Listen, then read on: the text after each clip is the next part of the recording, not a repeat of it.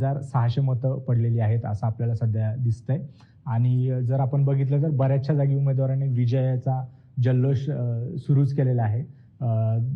काय सांगशील नेहा, सध्या जे आपल्याला काय दिसतंय धाराशिव तानाजी सावंतांना धक्का बसलेला आहे. शिंदे सेनेच्या संयोगिता ज्या आहेत तिथल्या त्या पिछाडीवर गेलेल्या आहेत.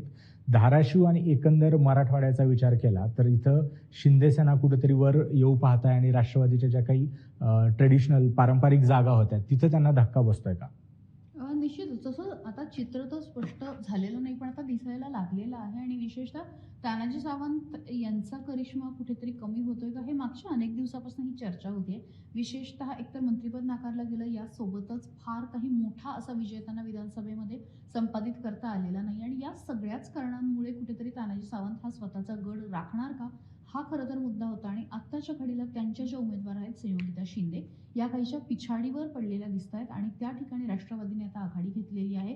त्यामुळे ती जी निवडणूक आहे ती सुद्धा महत्त्वाची असणार आणि यासोबतच आमदार 40 गावचे आमदार आहेत. मंगेश चव्हाण यांच्या पत्नी प्रतिभा चव्हाण ज्या आहेत त्या आता पुढे आहेत. यासोबतच नरेंद्र भोंडेकर जे आमदार आहेत त्यांच्या पत्नी अश्विनी भोंडेकर या पिछाडीवरती आहेत. तुम्ही लक्षात घ्या, मी मगाशी सुद्धा म्हटलं की अनेक ठिकाणचे निकाल जे आहेत ते काहीसे प्रतिष्ठेचे मानले जात आहेत आणि तिथे नेमकं काय होतं या सगळ्याकडे आपलं लक्ष लागणार आहे. कागलचा निकाल आपण बघणार